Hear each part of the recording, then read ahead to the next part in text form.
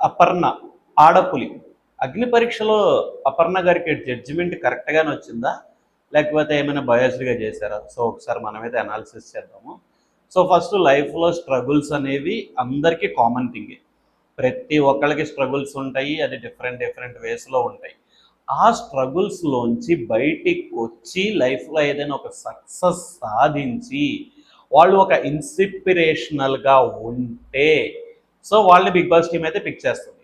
So Aparna గారి విషయానికి వస్తే, అపర్ణ గారు డిఫెన్స్ అకాడమీ స్టార్ట్ చేసి 6 months అవుతుంది. సో ఫస్ట్ బ్యాచ్ కూడా మేబీ ఇంకా రిలీవ్ అవ్వాల. సో ఫస్ట్ బ్యాచ్ కూడా రిలీవ్ అవ్వకుండా ఆవిడ బిగ్ బాస్ ఛాన్స్ వస్తుందేమో, హౌస్లోకి వెళ్దామని చెప్పి వచ్చారు. సో ఇక్కడ ఏంటి, ఫస్ట్ థింగ్ ఆవిడకి స్టెబిలిటీ లేదు. సో ఆవిడ అకాడమీ స్టార్ట్ చేస్తే, మనం ఏదైనా ఒక బిజినెస్ కానీ ఇన్స్టిట్యూట్స్ కానీ ఏదైనా స్టార్ట్ చేస్తే మనల్ని నమ్మి వచ్చిన వాళ్ళని మనం ఫస్ట్ వాళ్ళు మనకి ప్రియారిటీ అవ్వాలి. సో ఆవిడ ఏంటి, ఇప్పుడు హౌస్లోకి వెళ్ళిపోతే ఆవిడ నమ్మి వచ్చిన వాళ్ళకి ఆవిడ దోకా చేసినట్టే కదా. సో ఆ పాయింట్ ఒకటి కన్సిడర్ చేస్తారు, ఖచ్చితంగా కన్సిడర్ చేస్తారు.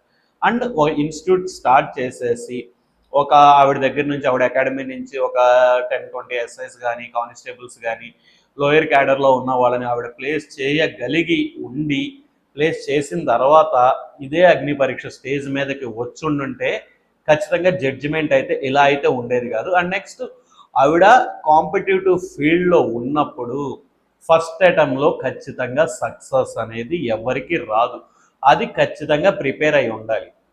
అండ్ ఆవిడ వన్స్ ఒకళ్ళు రిజెక్ట్ చేయడంతోనే ఎక్కిళ్ళు పెట్టి ఏడ్ చేశారు.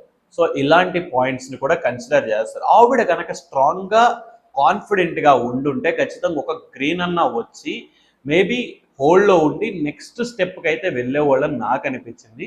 సో నా అనాలిసిస్ మీకు కూడా అలాగే కరెక్టే అనిపిస్తే కామెంట్ చేయండి, లైక్ చేయండి, అలాగే ఛానల్ సబ్స్క్రైబ్ చేయండి. ఈసారి కంటెంట్ ఇచ్చి పడేద్దాం.